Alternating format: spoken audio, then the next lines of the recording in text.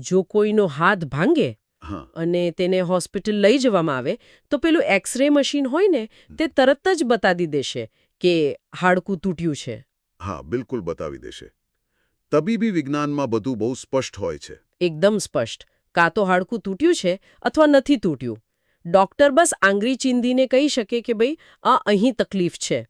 આપણે સૌ આવી સ્પષ્ટતા ઈચ્છીએ છીએ ખરું ને? હા ભૌતિક દુનિયામાં આ શક્ય છે કારણ કે વસ્તુઓને માપી શકાય છે અને આવી સ્પષ્ટતાથી મોટી માનસિક શાંતિ પણ મળે છે. આપણને એવી વસ્તુઓ ગમે છે જેને સરળતાથી કોઈ ખાનામાં મૂકી શકાય. સાચી વાત છે. પણ જ્યારે આપણે આધ્યાત્મિકતા કે માનવ મનની દુનિયામાં પગ મૂકીએ છીએ ત્યારે પેલું એક્સરે મશીન કામ કરતું બંધ થઈ જાય છે. ત્યાં ગ્રે એરિયા વધારે હોય છે. ચોક્કસ. આપણે નિર્ણયોના એવા પ્રદેશમાં પહોંચી જઈએ છીએ જે પ્રમાણિકપણે કહું તો અત્યંત ધૂંધળો છે. અને આજના આપણા આ ગહન અભ્યાસનો વિષય બરાબર આ જ ધૂંધળા જળને પાર કરવાનો છે. આપણે અત્યંત ઉત્સાહ સાથે ભગવદ્ ગીતાના 5મા અધ્યાયની સફર કરવાના છીએ. હા જેને કર્મ સંન્યાસ યોગ કહેવામાં આવે છે. આ અધ્યાય ખરેખર માનવ મનની સૌથી મોટી મૂંઝવણોમાંથી એકનો બહુ સુંદર ઉકેલ આપે છે. બિલકુલ. અને આ ચર્ચા માટે આપણી પાસે માહિતીનો એક અદ્ભુત ખજાનો છે જેમાં ઇન્ડિકા ટુડેના લેખો છે, ચિન્મય મિશનનું ઊંડું વિશ્લેષણ છે, સ્વામી મુકુંદાનંદ, સ્વામી પરમાર્થાનંદ અને ભક્તિમાર્ગ આયર્લેન્ડના સ્ત્રોતોનો પણ સમાવેશ થાય છે. બહુ જ વિવિધતાવાળા સ્ત્રોતો છે આ બધા. હા એટલે જ આજનું આપણું મિશન રોજબરોજના જીવનમાં આવતી એક બહુ મોટી મૂંઝવણનો ઉકેલ શોધવાનું છે. મૂંઝવણ એ છે કે શું આધ્યાત્મિક શાંતિ મેળવવા માટે બધું જ છોડીને હિમાલયની કોઈ ગુફામાં જતા રહેવું જરૂરી છે? આ એક બહુ સામાન્ય પ્રશ્ન છે. સાચું ને? કે પછી આ ઘોંઘાટ ભર્યા સંસારમાં રહીને ટ્રાફિક જામ અને ઈએમઆઈની ચિંતાઓ વચ્ચે પણ મુક્તિ મેળવી શકાય? આ સમજવું બહુ જ જરૂરી છે. એકદમ સાચી વાત છે. આ એક એવો પ્રશ્ન છે જે માત્ર આધુનિક યુગના લોકોને જ નહીં પણ હજારો વર્ષોથી મનુષ્યને સતાવતો આવ્યો છે. સાચો સંન્યાસ શું છે તે સમજવું ખરેખર બહુ અગત્યનું છે. તો ચાલો અને વિગતવાર સમજીએ. જો થોડી ઊંડાણથી તપાસીએ તો કુરુક્ષેત્રના મેદાનમાં અર્જુન બરાબર આવી જ મૂંઝવણમાંથી પસાર થઈ રહ્યો છે ખરું ને? હા અર્જુનની સ્થિતિ બરાબર આપણા જેવી જ છે અત્યારે. પાછલા અધ્યાયો સાંભળીને અર્જુન ભારે અસમંજસમાં મુકાઈ ગયો છે. એક તરફ શ્રીકૃષ્ણ જ્ઞાન અને સંન્યાસના વખાણ કરે છે અને બીજી તરફ તેને કહે છે કે તારે ઊભા થઈને યુદ્ધ કરવું જોઈએ. એટલે કે કર્મ કરવું જોઈએ. હા કર્મ કરવું જોઈએ. એટલે તાર્કિક રીતે વિચારું તો મને તો એવું જ લાગે છે કે આધ્યાત્મિક શાંતિ માટે કૃષ્ણ તેને બધું જ છોડીને ધ્યાનમાં બેસી જવાની જ સલાહ આપશે. કારણ કે સાચી શાંતિ તો બધું જ છોડી દેવામાં જ હશે ને? સામાન્ય રીતે કોઈ પણ વ્યક્તિ આવું જ વિચારે. પણ હા અહીં જ ગીતાનું સૌથી મોટું આશ્ચર્ય છુપાયેલું છે. અર્જુનનો પ્રશ્ન બિલકુલ સીધો છે. તે પૂછે છે કે કર્મ છોડી દેવા, જેને કર્મ સંન્યાસ કહેવાય, અને કર્મ કરતા રહેવા એટલે કે કર્મયોગ, આ બંનેમાંથી સ્પષ્ટ રીતે શ્રેષ્ઠ માર્ગ કયો છે? હા મને પણ આ જાણવામાં બહુ રસ છે. સ્વામી પરમાર્થાનંદજીના વિશ્લેષણ મુજબ આપણે જોઈએ તો વેદોમાં 2 મુખ્ય જીવનશૈલીઓ વર્ણવવામાં આવી છે. એક છે પ્રવૃત્તિ માર્ગ એટલે કે ગૃહસ્થાશ્રમ, જેમાં માણસ સમાજનો હિસ્સો રહે છે, જવાબદારીઓ નિભાવે છે. ઓહ બરાબર. અને બીજો માર્ગ? બીજો છે નિવૃત્તિ માર્ગ એટલે કે સંન્યાસાશ્રમ, જેમાં માણસ બધું છોડીને એકાંત સ્વીકારે છે. તો પછી કૃષ્ણ કયા માર્ગને શ્રેષ્ઠ માને છે? અર્જુનને શું કરવાનું કહે છે? શ્રી કૃષ્ણ બહુ જ સુંદર રીતે સ્પષ્ટ કરે છે કે બંને માર્ગો અંતે તો મુક્તિ તરફ જ લઈ જાય છે. કોઈ માર્ગ બીજાથી ઉતરતો નથી. પરંતુ બહુમતી લોકો માટે અથવા કહો કે સામાન્ય માણસ માટે કર્મયોગ વધુ સુરક્ષિત અને શ્રેષ્ઠ છે. એવું કેમ? સંન્યાસ લેવો તો વધારે પવિત્ર ગણાવવો જોઈએ ને? એનું કારણ બહુ વ્યવહારિક છે. જો કોઈ વ્યક્તિ માનસિક રીતે તૈયાર ન હોય અને અચાનક બધું છોડીને સંન્યાસ લઈ લે તો તે ભયંકર નિરાશા અને દુઃખમાં ગરકાવ થઈ શકે છે. હિમાલયની બહારની શાંતિ મનની અંદર ચાલતા ઘોંઘાટને ક્યારે શાંત નથી કરી શકતી. અરે વાહ, આ બહુ સરસ વાત કહી તમે. આ સાંભળીને મને એક બહુ જ રસપ્રદ ઉદાહરણ યાદ આવે છે. કયું ઉદાહરણ? જો કોઈ વ્યક્તિ અચાનક જ માત્ર ભગવા કપડાં પહેરી લે અને જંગલમાં જતો રહે પણ અંદર તેના મનમાં હજુ પણ દુનિયાવી ઈચ્છાઓ અથવા પેલા જૂના બેંક બેલેન્સના વિચારો કે ભૌતિક સુખોની ઝંખના ચાલતી જ હોય તો તે બહારથી ભલે સંન્યાસી દેખાય. હા, પણ અંદરથી તો તે સંસારી જ છે. બિલકુલ. આ તો જાણે માત્ર યુનિફોર્મ બદલીને એમ માની લેવા જેવું છે કે વ્યવસાય બદલાઈ ગયો. મતલબ પોલીસનો યુનિફોર્મ પહેરવાથી કોઈ પોલીસ નથી બની જતું. એના માટે અંદરથી એ તાલીમ અને માનસિકતા જોઈએ. એકદમ સચોટ ઉદાહરણ છે આ. અને આ જ મુદ્દા પર શ્રી કૃષ્ણ સંન્યાસ શબ્દની આખી વ્યાખ્યા જ બદલી નાખે છે. તેઓ કહે છે કે સાચો સંન્યાસી, જેને તેઓ નિત્ય સંન્યાસી કહે છે, તે એ નથી જેણે બહારથી કર્મ છોડી દીધા છે. તો સાચો સંન્યાસી કોણ છે? સાચો સંન્યાસી એ છે જેની અંદરથી રાગ અને દ્વેષ નીકળી ગયા છે. રાગ અને દ્વેષ એટલે કે લગાવ અને નફરત, એમ જ ને? હા, બરાબર. રાગ એટલે કોઈ વસ્તુ કે પરિણામ પ્રત્યે આંધળો લગાવ, અને દ્વેષ એટલે કોઈ વસ્તુ પ્રત્યે તીવ્ર નફરત કે અણગમો. ખબર છે, આ બે વસ્તુઓ જ આપણા મન પર રાજ કરતી હોય છે. હા, એ તો છે. આપણું આખું જીવન ગમા અને અણગમા પર જ ચાલે છે. બિલકુલ. જો કોઈ વ્યક્તિ સંસારમાં રહીને ટ્રાફિક અને ઓફિસના તણાવ વચ્ચે પોતાનું કામ કરતો હોય, પણ સફળતા કે નિષ્ફળતા પ્રત્યે સમતા જાળવી શકે, તો તે પહેલેથી જ એક નિત્ય સંન્યાસી છે.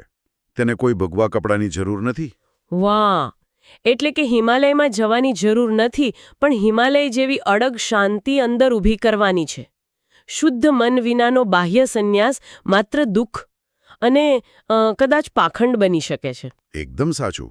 ચિન્મય મિશનના વિશ્લેષણમાં આ પ્રક્રિયાને બહુ સરસ રીતે સમજાવવામાં આવી છે. તેઓ કહે છે કે કર્મયોગ એ પ્રાથમિક શાળા છે અને શુદ્ધ સંન્યાસ એ યુનિવર્સિટીનું ઉચ્ચ શિક્ષણ છે. ઓહ, એટલે સ્ટેપ બાય સ્ટેપ જવાનું છે. હા. પ્રાથમિક શાળામાં ભણ્યા વિના સીધા જ ઉચ્ચ શિક્ષણમાં કૂદકો મારવો એ મૂર્ખામી છે. કર્મયોગ દ્વારા હૃદયની શુદ્ધિ થાય છે, જેને ચિત્ત શુદ્ધિ કહેવાય છે. ચિત્ત શુદ્ધિ, બરાબર. હા.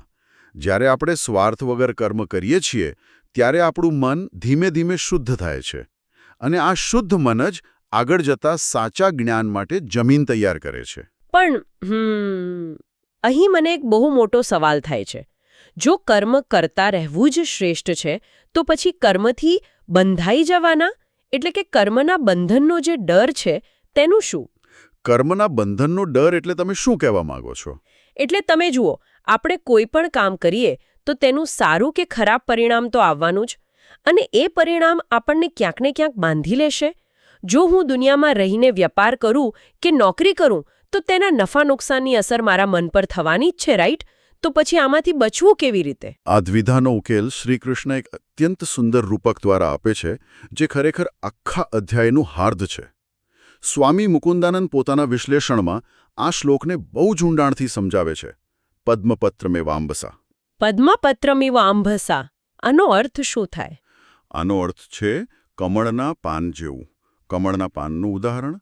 જેવી રીતે કમળનું પાન કાદવવાળા પાણીમાં જ ઉગે છે, પાણીની સપાટી પર જ રહે છે, છતાં પાણી તેને અડતું નથી, એવું? બિલકુલ. પાણીનું એક ટીપું પણ તેના પર ટકતું નથી. તેવી જ રીતે એક સાચો કર્મયોગી સંસારરૂપી કાદવમાં રહે છે, કર્મ કરે છે, પરંતુ પાપ કે કર્મના બંધનથી સંપૂર્ણ અલિપ્ત રહે છે. પાણીનું એક ટીપું પણ નહીં?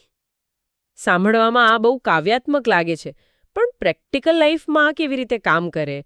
કારણ કે આપણે તો નાનામાં નાની વાતે પ્રભાવિત થઈ જઈએ છીએ, ખબર છે ને? હા, હું સમજુ છું. આની પાછળનું મિકેનિઝમ સમજવા જેવું છે. આ અલિપ્તતા કેવી રીતે આવે? તો તેનું રહસ્ય છે પોતાની તમામ ક્રિયાઓ અને પરિણામો ઈશ્વરને અર્પણ કરી દેવા. ગીતા આને પ્રસાદ બુદ્ધિ કહે છે. પ્રસાદ બુદ્ધિ એટલે મંદિરમાંથી મળતા પ્રસાદની વાત છે? હા, પણ બહુ વિશાળ અર્થમાં. તમે જુઓ, આપણે જ્યારે મંદિરમાંથી પ્રસાદ લઈએ છીએ ત્યારે આપણે ફરિયાદ નથી કરતા કે ભાઈ મને લાડુ કેમ ન મળ્યો, માત્ર સાકરનો દાણો કેમ આપ્યો. હા, એ તો આપણે બસ હાથ લંબાવીને લઈ લઈએ છીએ. બરાબર. આપણે તેને ઈશ્વરની કૃપા માનીને નમ્રતાથી સ્વીકારી લઈએ છીએ. બસ આ જ માનસિકતા જીવનમાં લાગુ કરવાની છે. જીવનમાં આવતા દરેક પરિણામને, પછી તે જબરદસ્ત સફળતા હોય કે અણધારી નિષ્ફળતા, તેને ઈશ્વરના પ્રસાદ તરીકે સ્વીકારવું. જ્યારે માણસ આ શીખી જાય છે, ત્યારે તે કમળના પાન જેવો બની જાય છે. આ ખરેખર બહુ જ મોટી વાત છે.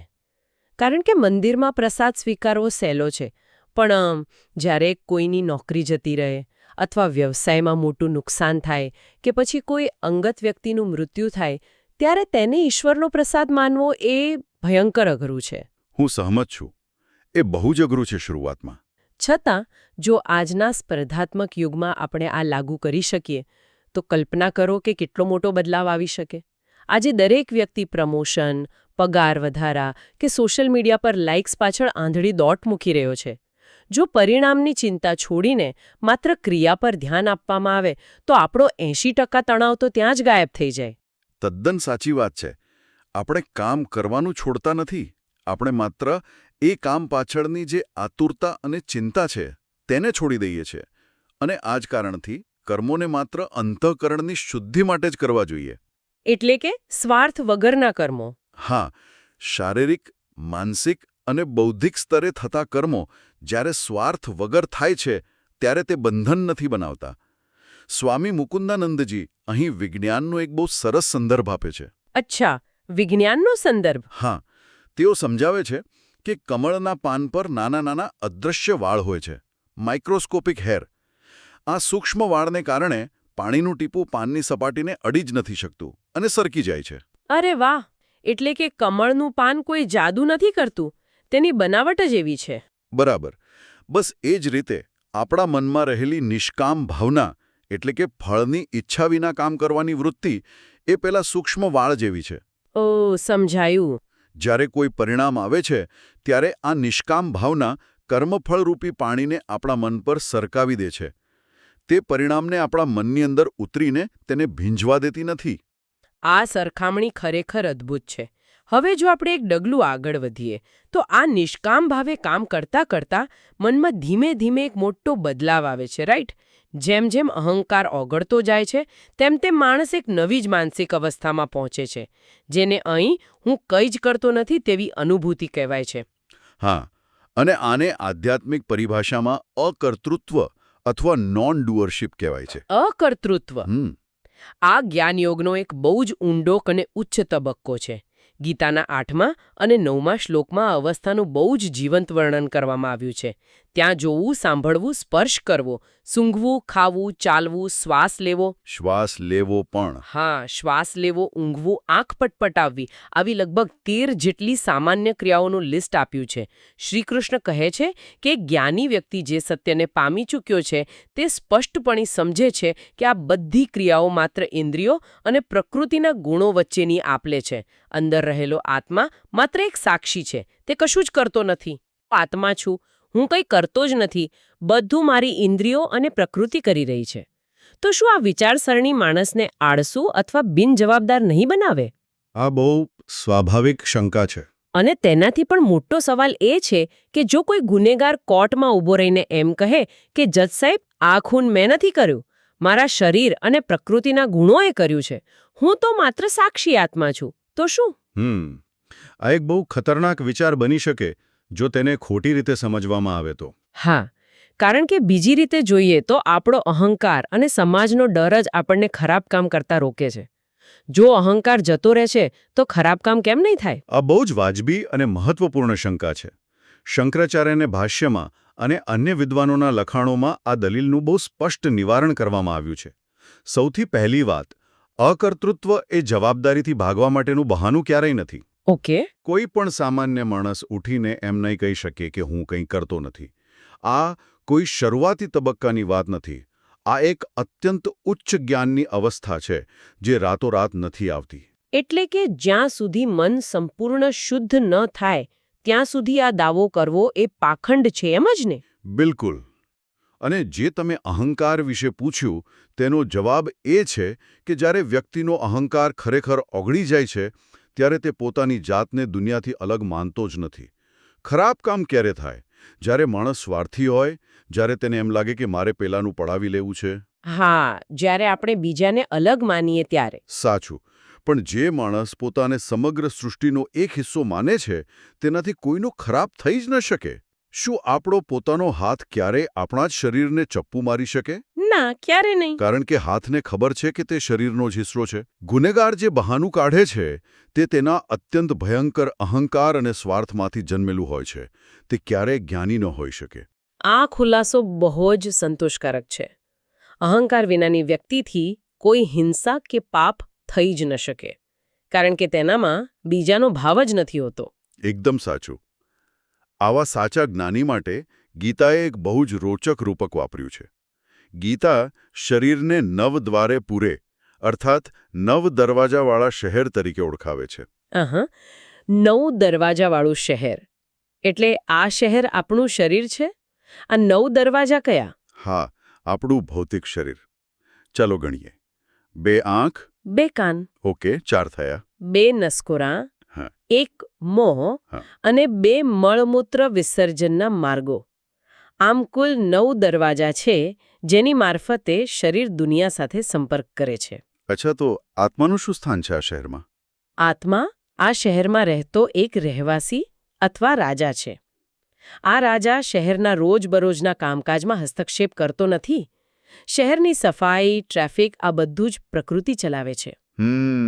બહુ રસપ્રદ છે આ. જ્યારે અજ્ઞાનતા હટી જાય છે ત્યારે રાજા સમજે છે કે શહેરની ગટરમાં કચરો ભરાય કે શહેરની દિવાલો જૂની થઈ જાય એટલે કે શરીર બીમાર પડે કે ઘડું થાય, તેનાથી રાજાને કોઈ ફેર પડતો નથી. તે શહેર નથી, તે માત્ર રહેવાસી છે. ધર્મોનો હિસાબ રાખે છે. અહીં ગીતા બહુ મોટો ધડાકો કરે છે. શ્લોકમાં સ્પષ્ટ લખ્યું છે કે પરમાત્મા કોઈના પાપ કે પુણ્ય લેતા નથી.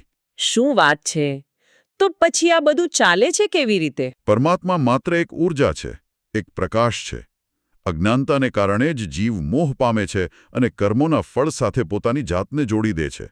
અજ્ઞાનતા દૂર થાય એટલે બધી રમત સમજાઈ જાય છે. આનો સીધો અર્થ એ થયો કે જે વ્યક્તિ આ સ્તરે પહોંચી જાય છે, જ્યાં તે સ્વીકારી લે છે કે બધાની અંદર એક જ પરમાત્મા અથવા આત્મા રહેલો છે, ત્યારે તેનો આખી દુનિયાને જોવાનો દૃષ્ટિકોણ જ સંપૂર્ણપણે બદલાઈ જતો હશે.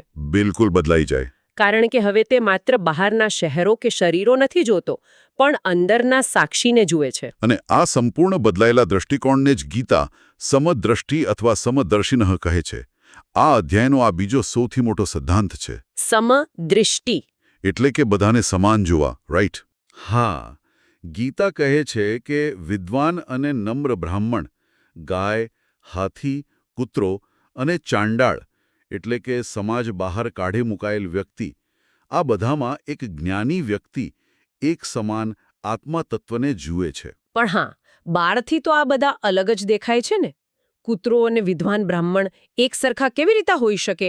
આ તો બહુ પ્રેક્ટિકલ વાત નથી લાગતી. શારીરિક અને માનસિક રીતે તેઓ ચોક્કસ અલગ છે.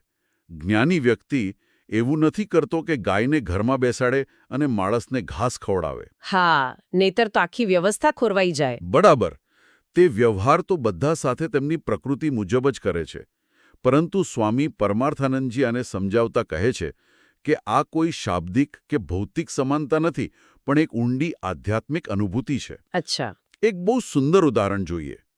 તમે જુદા જુદા આકારના, જુદા જુદા રંગના અને જુદા જુદા વોલ્ટેજના બલ્બ જુઓ છો. કોઈ લાલ છે, કોઈ ભૂરો છે, કોઈ મોટો છે, કોઈ નાનો છે. હા, દરેક બલ્બ અલગ હોય છે. પણ તે બધાની અંદર પ્રકાશ આપનારી વીજળી તો એક જ છે ને. સમદ્રષ્ટિ એટલે બલ્બના આકારને નહીં, પણ વીજળીને જોવી. આ ઉદાહરણથી વાળથી દવામ સાફ થઈ જાય છે. એટલે જ્ઞાની વ્યક્તિ માટે શારીરિક, સામાજિક કે જાતીય ભેદભાવો સંપૂર્ણપણે મટી જાય છે, કારણ કે તે વીજળી જુએ છે, બલ્બ નહીં.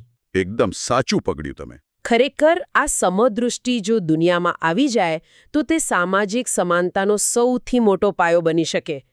પણ આ ઉચ્ચ સ્થિતિ સુધી પહોંચતા પહેલા આપણા રોજિંદા જીવનના 2 સૌથી મોટા દુશ્મનોનો સામનો કરવો પડે છે, જેની ચર્ચા ગીતા વારંવાર કરે છે: કામ અને ક્રોધ. હા, કામ અને ક્રોધ વિના આ અધ્યાય પૂરો ન થઈ શકે. ગીતા સ્પષ્ટ કહે છે કે જે વ્યક્તિ મૃત્યુ પહેલાં જ એટલે કે જીવતા જીવ જ આ કામ અને ક્રોધના આવેગોને સહન કરી લેવાની તાકાત મેળવી લે છે, તે જ સાચો યોગી છે. કામ એટલે પેલી ભૌતિક વસ્તુઓ માટેની લક્ષ્યહીન ઈચ્છાઓ, ખરું ને? હા, અને ક્રોધ એટલે જ્યારે એ ઈચ્છા પૂરી ન થાય ત્યારે આવતો ગુસ્સો. જે આ બંનેને જીતી લે છે તે જ ખરા અર્થમાં સુખી છે. આનો અર્થ એ કે મોટાભાગના લોકો બાહ્ય વિષયોમાંથી એટલે કે બહારની દુનિયાની વસ્તુઓમાંથી સુખ શોધવાનો પ્રયાસ કરે છે. પણ જ્ઞાની વ્યક્તિ પોતાની અંદર જ સુખ મેળવે છે, જેને અંતઃસુખ કહેવાય છે. અંતઃસુખ. આ વાતને સમજવા હું એક સામાન્ય સરખામણી કરું તો આપણે બહારની દુનિયા પર આધારિત ખુશીઓને જેમ કે નવી ગાડી લેવી, લોકોની વાહવાહી મેળવવી કે કોઈ મોટો હોદ્દો પ્રાપ્ત કરવો, આ બધાને ભાડાના મકાન જેવી ગણી શકીએ. ભાડાનું મકાન બહુ રસપ્રદ છે. આગળ કહો. હા, ભાડાનું મકાન ગમે ત્યારે ખાલી કરવું પડે, માલિક ગમે ત્યારે કાઢી મૂકે. તેનું સુખ અસ્થાયી છે. તેમાં હંમેશા એક ડર છુપાયેલો છે કે ક્યારે આ સુખ જતું રહેશે. બહુ જ સુંદર વિચાર છે આ. અને જીવન મુક્તિ શું છે તે સમજવા માટે આ ઉદાહરણ બહુ જ સચોટ છે. હા, અને જ્યારે આપણી અંદરની ખુશી જે આત્મજ્ઞાનથી આવે છે, તે પોતાની માલિકીનું ઘર છે, ત્યાં તમને કોઈ કાઢી નથી શકતું. બિલકુલ. અને જો આ જ ઉદાહરણને થોડું આગળ વધારીએ તો જીવન મુક્તિ એ એવો અહેસાસ છે કે આપણે પહેલેથી જ આ ઘરના માલિક છીએ અને ચાવી આપણા ખિસ્સામાં જ છે. વાહ! એટલે કે ક્યાંય બહાર શોધવા જવાની જરૂર નથી. ના, મુક્તિ એ મૃત્યુ પછી આકાશમાં કોઈ ભૌગોલિક જગ્યાએ મળનારી વસ્તુ નથી. તે અહીં અને અત્યારે જ પ્રાપ્ત કરી શકાતી માનસિક સ્વતંત્રતા છે. આવું જીવન મુક્ત વ્યક્તિ સમાજના બધા જ નિયમોમાં રહીને જીવે છે, પોતાની ફરજો પૂરી કરે છે, છતાં માનસિક રીતે તે સંપૂર્ણ સ્વતંત્ર અને શાંત હોય છે. તેને બાહ્ય સંપર્કોથી ઉત્પન્ન થતા દુઃખો પ્રભાવિત કરી શકતા નથી. એટલે કે તેઓ દર્દ મહેસૂસ કરે છે પણ દુઃખી નથી થતા, એવું? જો કોઈ જ્ઞાની વ્યક્તિને શારીરિક ઈજા થાય તો તેને પણ પીડા તો થતી જ હશે ને? ચોક્કસ. શારીરિક પીડા એ પ્રકૃતિનો નિયમ છે. તે પેલા 9 દરવાજાવાળા શહેરની ઘટના છે, પણ તેને માનસિક પીડા હોતી નથી. કારણ કે તેઓ આઈડેન્ટિફાઈ નથી કરતા. બરાબર. કારણ કે તેઓ જાણે છે કે જે પણ બહારથી આવે છે તેને એક શરૂઆત છે અને માટે તેનો એક અંત પણ છે. જ્ઞાની વ્યક્તિ આવી અસ્થાયી વસ્તુઓમાં ક્યારેય પોતાનો આનંદ શોધતો નથી, તેથી તે દુઃખી થતો નથી. આ આખી ચર્ચા કેટલી અદ્ભુત અને ઊંડી રહી. જો આપણે આજના ગહન અભ્યાસનો ટૂંકમાં સાર કાઢીએ તો ગીતાનો 5મો અધ્યાય આપણને એ શીખવે છે કે ક્રિયાઓ એ ક્યારે આપણો દુશ્મન નથી, પણ તે ક્રિયાઓના ફળ પ્રત્યેનો આપણો લગાવ કે આસક્તિ આપણો સાચો દુશ્મન છે. હા, બિલકુલ. આપણે જોયું તેમ કર્મયોગ એટલે ફળની આશા વિના કર્મ કરવું અને કર્મ સંન્યાસ એટલે કર્મના અહંકારનો ત્યાગ કરવો. એ કોઈ અલગ કે વિરોધી માર્ગો નથી, પણ એક જ સિક્કાની 2 બાજુઓ છે. બંનેનો અંતિમ ધ્યેય અહંકારનો નાશ અને આંતરિક શાંતિ જ છે. હા, પણ આ અધ્યાયનો અંત એક એવા વળાંક સાથે થાય છે જે કદાચ બધાને ખરેખર વિચારવા મજબૂર કરી દેશે. અચ્છા, એવો તે કયો વળાંક છે? જુઓ, આખા અધ્યાયમાં શ્રીકૃષ્ણ કર્મ કરવાની, જાગૃત રહેવાની અને સંસારમાં રહીને કામ કરવાની વાત કરે છે. પણ અધ્યાયના બિલકુલ અંતિમ શ્લોકોમાં, એટલે કે શ્લોક 27થી 29માં, તેઓ અચાનક જ ધ્યાનની વાત રજૂ કરે છે. ધ્યાન એટલે આંખો બંધ કરીને બેસવાની વાત? અત્યાર સુધી તો કામ કરવાની વાત હતી. હા, તેઓ આંખોને ભ્રમરોની વચ્ચે કેન્દ્રિત કરવાની, શ્વાસને નિયંત્રિત કરવાની અને બાહ્ય વિષયોને બહાર જ રોકી દેવાની વાત કરે છે, જે સ્પષ્ટપણે અષ્ટાંગ યોગના મૂળભૂત સિદ્ધાંતો છે. અત્યાર સુધી જે વ્યક્તિ સંસારમાં રહીને આંખો ખોલીને કર્મ કરવાની પ્રેરણા આપતા હતા, તે હવે અચાનક બધી જ બાહ્ય ઇન્દ્રિયો બંધ કરવાની વાત કેમ કરે છે? આ તો ખરેખર મોટો વિરોધાભાસ લાગે છે. આવું કેમ? અને આ જ ગીતાની અસલી સુંદરતા છે. શું આનો અર્થ એ છે કે ક્રિયાઓમાં શ્રેષ્ઠતા પ્રાપ્ત કર્યા પછી જ, એટલે કે કર્મયોગ દ્વારા મન સંપૂર્ણ શુદ્ધ થયા પછી જ સાચા ધ્યાનની શરૂઆત થઈ શકે છે? ઓહ, એટલે કે મેડિટેશન માટે પણ પાયો તો કર્મ જ છે? શું બાહ્ય જગતમાં સાચું કર્મ એ આંતરિક ધ્યાનની પૂર્વશરત છે? આ એક એવો પ્રશ્ન છે જેના પર સૌએ જાતે જ મનન કરવું રહ્યું, કારણ કે શ્રીકૃષ્ણ અહીં આ 5મા અધ્યાયના અંતમાં 6ઠ્ઠા અધ્યાય એટલે કે ધ્યાન યોગ માટેનો એક બહુ જ મજબૂત પાયો નાખી રહ્યા છે. કાઢી શકતા, પણ આપણે ચોક્કસપણે કાદવમાં ખીલેલા પેલા કમળના પાન જેવા બની શકીએ છીએ. જેના પર એક્સરેની જરૂરત ન પડે કારણ કે ત્યાં કોઈ ડાઘ જ નથી લાગતો. બિલકુલ. અને જો આપણે પ્રસાદ બુદ્ધિ અને સમદ્રષ્ટિને જીવનમાં થોડી પણ ઉતારી શકીએ તો આ જ જીવનમાં મુક્તિનો આનંદ માણી શકીએ. આશા છે કે આજના આ ગહન અભ્યાસે કર્મ અને સંન્યાસ વચ્ચેનો સાચો ભેદ સમજવામાં મદદ કરી હશે. વિચારતા રહો, જવાબદારીપૂર્વક કર્મો કરતા રહો અને પેલા કમળના પાન જેમ અલિપ્ત રહેતા શીખો. ફરી મળીશું એક નવા ગહન અભ્યાસ સાથે. આવજો.